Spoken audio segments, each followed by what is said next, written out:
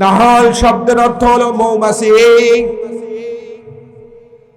মৌমাছির নামে পূর্ণাঙ্গ একটা সূরা আল্লাহ রাব্বুল আলামিন এই কোরআনুল কারীমের মধ্যে ফিটিং করে দিয়ে तमाम পৃথিবীর মানুষগুলোকে জানাই দিলেন, ও পৃথিবীর মানুষেরা, ও বগুড়া বাসীরা, বগুড়া জেলার মানুষেরা, বগুড়া জেলার আমার প্রিয় নবীর উম্মতেরা, তোমরা কান খুলে শ্রবণ করো। কোরআনুল কারীম শিক্ষা গ্রহণ করা শুধুমাত্র ফরজ নয়। শুধুমাত্র ফরজ বলে কেউ যদি ক্ষান্ত হয়ে যায় তাহলে ছোট লোকই হবে। আপনি জিওগ্রাফি শিখবেন, ভূগোল শিখবেন, শিখা জায়েজ আছে। রাষ্ট্রবিজ্ঞান শিখবেন, আপনার সন্তানকে শিখাবেন, জায়েজ আছে। সব শিক্ষা গ্রহণ করা জায়েজ আছে, কিন্তু কোরআনুল কারীম শিক্ষা গ্রহণ করা শুধুমাত্র জায়েজ বা ফরজ এরকম নয়। কোরআনুল কারীম শিক্ষা গ্রহণ করা হলো ফরজে আইন। সুবহানাল্লাহ, ফরজে আইন।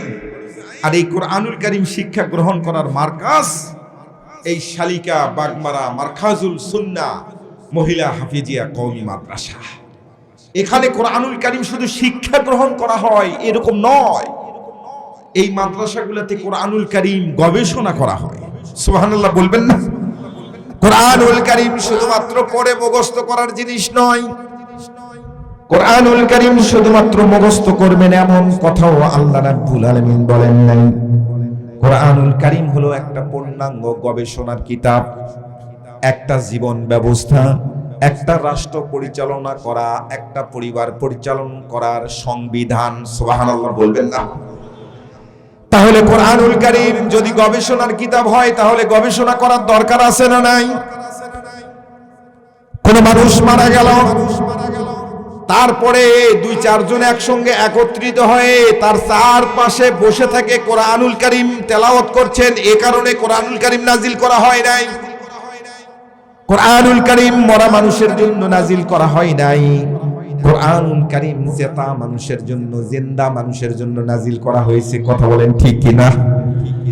কোরআনুল কারীম গবেষণা যদি করা হয় তাহলে আমরা আজকে একটু শুরু করি তো কোরআনুল কারীম নিয়ে একটু গবেষণা করার চেষ্টা করি। সূরা আন-নাহল তেলাওয়াত করেছি। এই নাহল শব্দের অর্থটা হলো, আল্লাহ রাব্বুল আলামিন জানিয়ে দিচ্ছেন, নাহল শব্দের অর্থ হলো মৌমাছি। মৌমাছির নামে একটা পূর্ণাঙ্গ সূরা নাজিল করে দিলেন কয়েক পৃষ্ঠার। আল্লাহ রাব্বুল আলামিন तमाम পৃথিবীর মানুষগুলোকে জানিয়ে দিচ্ছেন, ও পৃথিবীর মানুষেরা তোমরা শোনো, মৌমাছি